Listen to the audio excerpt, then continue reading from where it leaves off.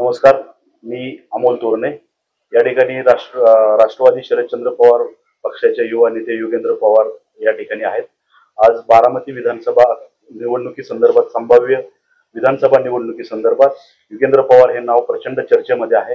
काल उपमुख्यमंत्री अजितदादा पवार यांनी देखील स्वतःच्या उमेदवारीबद्दल पुनरुच्चार करा की मी निवडणूक लढवणार नाही. त्यामुळे पुन्हा एकदा योगेंद्र पवार यांचं नाव चर्चेत आलेलं आहे. आज आपल्यासोबत युवा नेते योगेंद्र पवार आहेत. दादा, काय सांगाल की गेल्या अनेक वर्षांपासून लोकसभा निवडणूक झाल्यापासून आपलं नाव अधिक चर्चेमध्ये आलं, तर या संदर्भात कार्यकर्त्यांचा देखील आग्रह आहे. शरद पवार, ज्येष्ठ नेते शरद पवार यांच्याकडेच देखील कार्यकर्त्यांनी मागणी केली की आम्हाला योगेंद्र पवार आमदार पाहिजे. तर आपलं या संदर्भात काय म्हणणं आहे? काय, शेवटी कार्यकर्ते आमचे सगळे नवीन आहेत, तरुण आहेत. लोकसभेला आम्ही सगळ्यांनी मिळून काम केलं, त्याच्यामुळे त्यांना ते वाटत असेल. त्यांनी ती त्यांची इच्छा, भावना साहेबांकडे व्यक्त केली.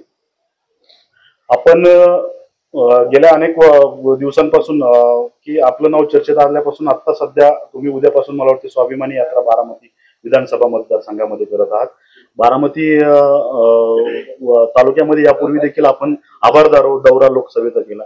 लोकांचा देखील प्रतिसाद मोठ्या प्रमाणावर मिळत आहे. तर एकीकडे आपले चुलते अजितदादा पवार एकीकडे आहेत, एकीकडे तुम्ही साहेबांसोबत आहेत. तुम्ही जी भूमिका घेतली स्वतः आजोबांसोबत जाण्याची, या संदर्भात जे अजूनही लोकांमध्ये संभ्रम आहे, तर या संदर्भात आपलं काय मत आहे?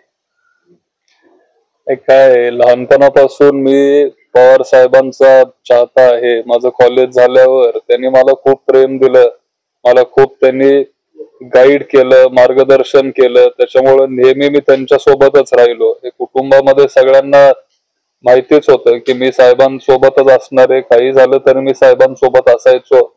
आणि त्याच्यामुळे जेव्हा त्यांच्यावर एक मोठी संकट आली, तेव्हा मी कुठलाही विचार न करता त्यांच्यासाठी जे काय करता येईल या भावनेने मी तिथं काम केलं.